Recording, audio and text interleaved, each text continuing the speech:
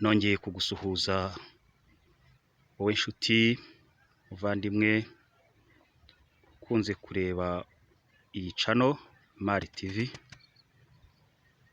gushimira cyane ko udahwema kureba video zacu.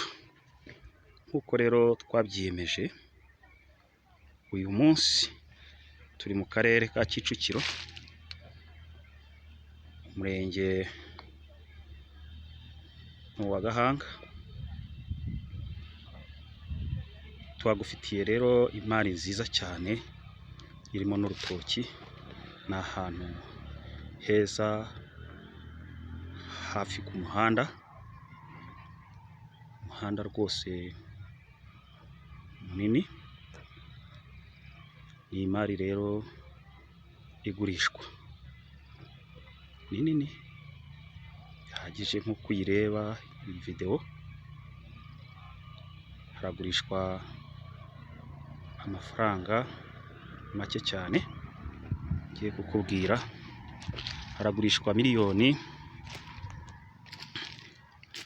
17. Bino wihahira imari rero, kandi ntihagire uyigutanga. Banguka rero tuyikugezeho, duhamagare kuri 0788581076 maze tukugezaho imari iri, nawe wihahire imari yawe. Ni karibu rero, ni karibu ngwino uhaha imari. Iri ku muhanda, iri ahantu heza, kandi ntigucike kuko aha hantu ni mu biranguzo, nta gihombo kirimo. Karibu. Shalom. Nongera kukwifuriza kugira amahoro y'Imana.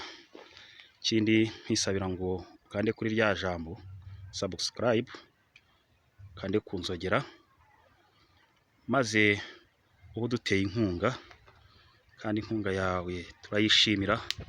Inkunga yawe tuyiha agaciro, kandi tugusabira umugisha ku Mana. Imana umugisha. Shalom.